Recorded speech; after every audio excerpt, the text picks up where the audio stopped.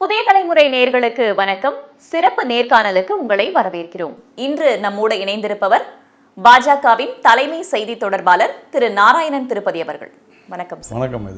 NDA கூட்டணியை பொறுத்த வரைக்கும் தொகுதி பங்கீடு பேச்சுவார்த்தைகள்லாம் எப்படி போய்கிட்டு இருக்கு? நடந்து கொண்டிருக்கிறது. எங்களுடைய தலைமையும் அஇஅதிமுக தலைமையும் அதை முடிவு செய்வார்கள். இப்போ திமுக கூட்டணி எடுத்துக்கிட்டோம் அப்படின்னா அவங்க காங்கிரஸ்க்கு ஏற்கனவே கூட்டணியை ஒதுக்கி விட்டார்கள் 28+1 என்பதாக. இப்போ என்டிஏ கூட்டணியை பொறுத்த வரைக்கும் பாஜகவிற்கு எத்தனை இடங்களை எதிர்பார்க்கிறீர்கள்? விரைவில் அது குறித்த அறிவிப்பு வரும். அதனால் இப்போ எங்களுடைய கூட்டணியும் மிக வலிமையாக அருமையாக இருக்கிற அதே சூழ்நிலையில் யாருக்கு எத்தனை இடங்கள், யார் யார் எங்கே போட்டியிடார்கள் என்பதை அந்தந்த கட்சியினுடைய தலைமை அறிவிக்கும். அதே போல் எங்களுடைய கட்சிக்கு அணிக்கு தலைமை தாங்கி இருக்கக்கூடிய திரு எடப்பாடி பழனிசாமி அவர்கள் எத்தனை இடங்களில் எல்லா கட்சிகளும் போட்டியிடும் என்பதை விரைவில் அறிவிப்பார். கடந்த தேர்தலை ஒப்பிடும்போது அதைவிட கூடுதலான தொகுதிகளை எதிர்பார்க்கிறதா பாஜக? எல்லா கட்சிகளுமே தாங்கள் அதிக இடங்களிலே போட்டியிட வேண்டும், வெற்றி பெற வேண்டும் என்று தான் விரும்புவார்கள்.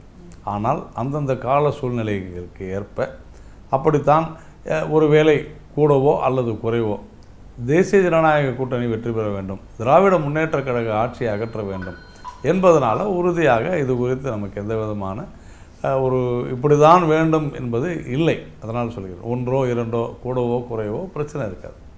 சமீபத்தில் திருச்சி மாநாட்டில் முதலமைச்சர் ஸ்டாலின் பேசும்போது டெல்லி தொடர்ச்சியாக நோ என்ட்ரி சொல்லிட்டு இருக்குது தமிழ்நாட்டுக்கு.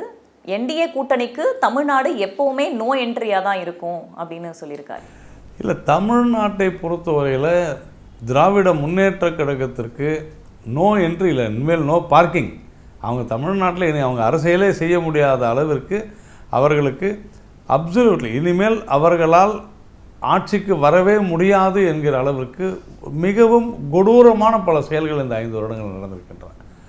ஒருவேளை முதல்வர் அந்த பயத்தில் தான் இப்படியெல்லாம் பேசுகிறாரோ என்று எனக்கு தெரியவில்லை. நடப்பது ஒரு ஜனநாயக தேர்தல். இதில் எல்லோருமே அந்தந்த மாநிலங்களில் இருக்கக்கூடியவர்கள் போட்டியிடுகிறார்கள், பல கட்சிகள் இருக்கின்றன. இதில் தமிழ்நாடுக்கும் டெல்லிக்கும் ஆன பிரச்சனை என்றெல்லாம் சொல்வது தாங்கள்தான் தமிழ்நாட்டிற்கு சொந்தக்காரர்கள் என்பது போன்ற ஒரு மாய தோற்றத்தை உருவாக்கும் ஒரு போலியான பேச்சாகத்தான் நான் கருதுகிறேன். இதை பெரிதாக நம்ம எடுத்துக்கொள்ள வேண்டிய அவசியமும் இல்லை. என்டிஏ வெற்றி பெறாது, அதன் அடிப்படையில் தான் அவர் பேசிட்டு இருக்காரு. எப்பவுமே டெல்லிக்கு அவுட் ஆஃப் கண்ட்ரோலில் தான் தமிழ்நாடு இருக்கும்னு சொல்லியிருக்காரு. தமிழ்நாடு யாருக்காவது அவுட் ஆஃப் கண்ட்ரோலாக இருக்கிறது என்று சொன்னால் அது திமுக ஆட்சிக்குத்தான், அரசுக்குத்தான் அவுட் ஆஃப் கண்ட்ரோலாக இருக்குது. சட்ட ஒழுங்கு சீர்கேடை எடுத்துக்கொண்டோம் என்று சொன்னால் மிக மோசமாக சட்டம் ஒழுங்கை கண்ட்ரோல் செய்ய முடியாத அளவிற்கு அவுட் ஆஃப் கண்ட்ரோல், இந்த ஆட்சிக்கு அவுட் ஆஃப் கண்ட்ரோலாக இருக்குது.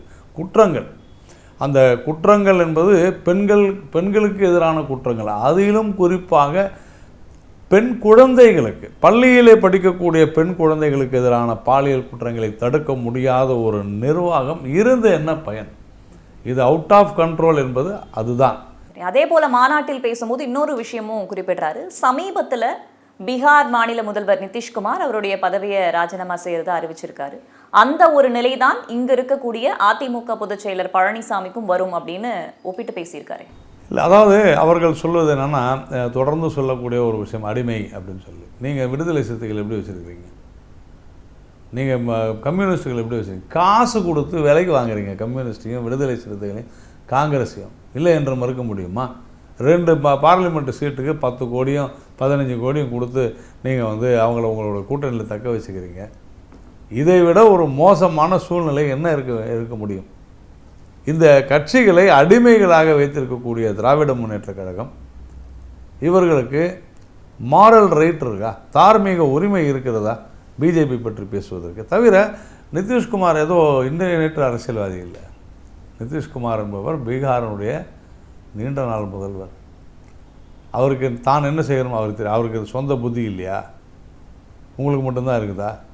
என்ன மாதிரியான பாஜக அழுத்தம் கொடுத்திருக்கு அப்படின்ற குற்றச்சாட்டை நீங்கள் என்ன வேணாலும் சொல்லலாங்க, நீங்கள் எது வேணாலும் பேசலாம். ஆனால் அவர் உங்களை விட மூத்த அரசியல்வாதி, அதாவது திரு மு.க. ஸ்டாலின் அவர்களை விட மூத்த அரசியல்வாதி நிதிஷ்குமார் அவர்கள். அவருக்கு தெரியாதா? இது என்ன மாதிரியான பேச்சு? அதிமுகவுடைய ரத்தத்தை உறிஞ்சுகிறது என்ன எல்லாரும் என்ன சொன்னாங்க? 4 வருஷம் எடப்பாடி பழனிசாமி அவரோட ஆட்சி நடந்து கொண்டிருக்கும் போதே கவுத்துருவாங்கன்னாங்க. கவுந்துச்சா? கவுரலையே. அதன் பிறகு எங்களுக்கு வந்து பாராளுமன்றத்தில் எங்களுக்கு கூட்டணியும் இல்லை. நாங்கள் என்ன செஞ்சோம்? ஒன்றும் செய்யலையே. கூட்டணி தர்மத்தை கடைபிடிப்பதில் பாஜகவை போன்ற ஒரு நேர்மையான ஒரு கட்சி எங்கேயுமே கிடையாது. கூட்டணிக்கு எவ்வளவு மரியாதையோடு நடந்து கொள்ள வேண்டும் என்று எங்களுடைய முன்னோர்கள், எங்களுடைய வழிகாட்டிகள் சொல்லி இருக்கிறார்கள். பிற மாநிலங்களையும் ஒப்பிட்டு பேச மகாராஷ்டிரால பாருங்க, சிவசேனையோட இப்போ பாஜக என்பது போல ஒப்பிட்டு பேசுகிறார். மகாராஷ்டிரா என்ன நீங்க சொல்லுங்க? கூட்டணிக்கு துரோகம் செய்தது யார்? பாஜகவும் சிவசேனையும் சேர்ந்து வெற்றி பெற்றது உண்டா இல்லையா? ஆனால் என்ன ஆயிற்று? காங்கிரஸ், தேசியவாத காங்கிரஸ் சிவசேனாவுக்கு முதலமைச்சர் பதவியை தூண்டிவிட்டு அவர்கள் அந்த கூட்டணியை உடைத்தார்கள் உண்டா இல்லையா? அப்போ இதில் தவறு யார்?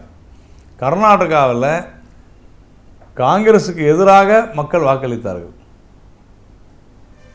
உண்டா இல்லையா? ஆனால் காங்கிரஸ் என்ன செஞ்சிட்டு அவர்கள் குமாரசாமி அவர்களோடு தேவகவுடா கட்சியோடு கூட்டணி வைத்தார்களா இல்லையா? யார் இதையெல்லாம் செய்தது? அப்போது தமிழில் நம்ம இந்த அழகான தமிழில் சொல்லுவாங்க, உங்களுக்கு வந்தால் ரத்தம், எங்களுக்கு வந்தால் தக்காளி சட்னியா அப்படின்னு கேட்பாங்க. அந்த மாதிரி நீங்கள் செய்வதையெல்லாம் செய்துவிட்டு உண்மையிலேயே அரசியல் நாகரிகமற்று ஒரு மோசடியாக ஒரு இதை வந்து ஒரு சூதாட்டமாக நடத்தி கொண்டிருப்பது காங்கிரஸ்.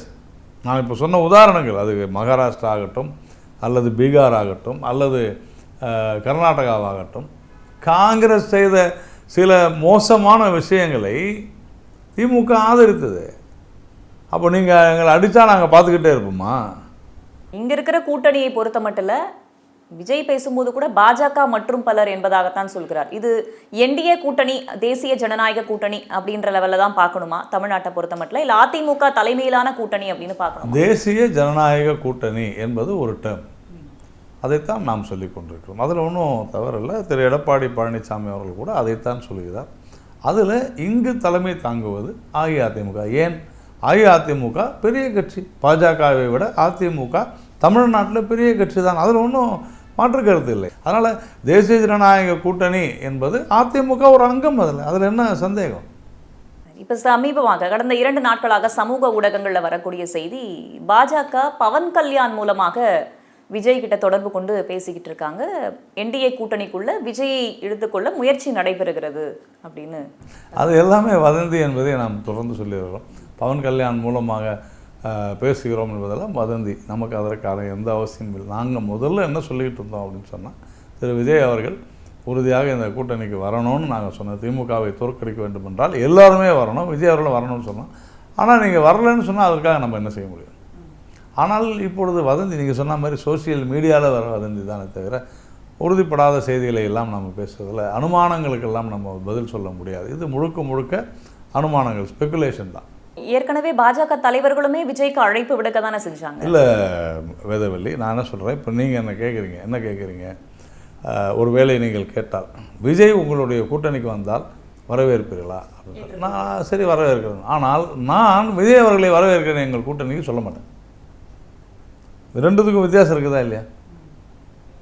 நான் அழைப்பதற்கும் நீங்கள் கேட்கிற கேள்விக்கு நான் பதில் சொல்வதற்கும் அதை நான் ஒரு அறிக்கையாக சொல்வதற்கும் நிறைய வித்தியாசம் இருக்குது. அது ஏனென்று சொன்னால், கூட்டணியை கூட முடிவு செய்யக்கூடிய பொறுப்பும் கடமையும் யாருக்கு இருக்கிறது? தேசிய ஜனநாயக கூட்டணியில் திரு எடப்பாடி பழனிசாமி அவர்களுக்கு இருக்கிறது. அவரை கேட்காமல் நாம் கலந்து ஆலோசிக்காமல் நாம் ஒன்றும் செய்ய முடியாது. அதேமாதிரி அவர்களும் கலந்து ஆலோசிக்கிறார்கள். அப்போ இல்லாத ஒன்றை இருப்பதாகவோ அல்லது இது நடக்க, அதுவும் நீங்கள் சொன்னது போன்று ஒரு 2-3 நாட்களாக ஒரு வதந்தி பரவி கொண்டிருக்கக்கூடிய ஒரு சூழ்நிலையில் இது போன்ற கருத்துக்களை ஒரு நிர்வாகி வெளியிடுவாரேயானால், அதிலும் குறிப்பாக ஒரு செய்தி தொடர்பாளர், ஒரு கட்சி என்ன செய்யுமோ அதை இந்த கட்சி செய்திருக்கு. இத்தனை நடந்த பின்பும் விஜய் என்டிஏ கூட்டணிக்கு வருகிறார் என்றால் கட்சி தலைமை ஏற்றுக்கொள்ளுமா, வரவேற்குமா? நான் உங்கள்கிட்ட ஏற்கனவே சொன்னேன். நாங்கள் கிட்டத்தட்ட 2 வருடங்களாக சொல்கிறோம், திராவிட முன்னேற்ற கழகம் தூக்கி எறியப்பட வேண்டும் என்று சொன்னால் ஒரே ஒற்றை இலக்கு, திமுக ஆட்சி அகல வேண்டும் என்று யாரெல்லாம் நினைக்கிறார்களோ அவர்களெல்லாம் வர வேண்டும். அது இன்றைக்கும் பொருத்தமாகத்தான் இருக்கிறது. யாராக இருந்தாலுமே அதுதான் நம்ம சொன்னோம். காலம் என்ன சொல்கிறது என்பதை பார்ப்போம். அவ்வளோதான். சரி, சில கருத்து கணிப்புகள்லாம் வெளிவரும்போது விஜய்க்கு 15%, 20% அளவுக்கான வாக்கு வங்கி இருப்பதாக அதெல்லாம் கருத்து கணிப்பு வந்தது. பாஜக அதை எப்படி பார்க்குது? இல்லை, அன்டெஸ்டட், அதாவது நிரூபிக்கப்படாத விஷயங்களை நாம் பெரிதாக எடுத்துக்கொள்ளக்கூடாது. அதற்காக அதை புறந்தள்ள வேண்டிய அவசியமும் இல்லை. பெரிதாக எடுத்துக்கொள்ளக்கூடாது, புறந்தள்ளி விடலாம் என்கிற மனப்பான்மையும் இருக்கக்கூடாது. அப்படித்தான் நாம் அதை அணுகுகிறோம். அதனால் யாரையும் நாம் குறைத்து மதிப்பிட வேண்டிய அவசியமும் இல்லை. அதே மாதிரி ஆஹா இவ்வளவு பெரிய ஆட்களா என்று நாம் நினைக்க வேண்டிய அவசியமும் இல்லை. அதுவும் தேவையில்லை. அதனால் நாம் பொறுத்திருந்து பார்ப்போம். கூட்டம் சேருவதனால் மட்டுமே ஓட்டு வந்துவிடும் என்று நாம் நினைக்க முடியாது. யாராக இருந்தாலுமே, அது விஜய் அவர்கள் மட்டுமல்ல, யாராக இருந்தாலுமே இன்றைக்கி எல்லா கட்சிக்குமே கூட்டம் வருதுங்க. ஜாதி சங்கங்கள் கூட்டம் நடத்தினா கூட கூட்டம் வருது. அதனால் ஒன்றும் அது கூட்டத்தையும் ஓட்டையும் நாம் பார்க்க முடியாது. ஜனநாயகன் திரைப்படம் மூலமாக அந்த வர்ற அழுத்தமும் பாஜக தரப்பிலிருந்து தான் வருகிறது என்பதான கருத்துக்களும் இருக்கு. ஏற்கனவே பாஜக தலைவர்கள் அதுக்கு தொடர்பாக விளக்கம் கொடுத்துட்டாங்க. தாவேகா நிர்வாகியும் ஒரு சிலர் எங்களுக்கு அழுத்தம் இருக்கிறது என்று ஒப்புக்கொள்கிறாங்களே. அவங்களுக்கு தெரியாத பேசுவாங்க. ஏனென்று சொன்னால் நானும் கூட மத்திய தணிக்கைத்துறையில் இருந்த நான் அது எப்படி பணியாற்றுகிறது, செயலாற்றுகிறது என்பது எனக்கு தெரியும். அதில் ஒரு சில குறைபாடுகளை நீக்க வேண்டும் என்று சொன்னால் அதை செய்துவிட்டால் எந்த பிரச்சனையும் இல்லை. அதே மாதிரி தான் ஜனநாயகம் படமும். நாங்கள் இதை விட பெரிய படம்லாம் நானே பார்த்துருக்குறேன். சில பேர் ஏற்றுக்கொள்வார்கள், சில பேர் நாங்கள் நீதிமன்றம் செல்வோம் என்று சொல்வார்கள். நீதிமன்றம் சென்றேன். நீதிமன்றம்னு போனாலே அதனுடைய law will take its own course என்று ஆங்கிலத்தில் சொல்வார்கள். சட்டம் தன் கடமையை செய்யும். அதுதான் இப்போது நடந்து கொண்டிருக்கிறது. ஒருவேளை அந்த ஜனநாயகன் திரைப்படத்தை அந்த நிறுவனம் அந்த பரிந்துரைகளை ஏற்று செயல்பட்டிருந்தால் இந்நேரம் அந்த படம் வெளிவந்திருக்கும் என்பது தான் என்னுடைய கருத்தாக இருக்கிறது. திரு ஓ பன்னீர்செல்வம் அவர்கள் முன்னாள் முதல்வராக இருந்தவர் அதிமுகவில், இப்போ திமுகவில் இணைஞ்சிருக்காரு. இடைத்தேர்தல்களில் கூட அதிமுகவை விட பாஜகவுக்கு நான் நிபந்தனையற்ற ஆதரவு தரேன் என்றெல்லாம் சொன்னவர்.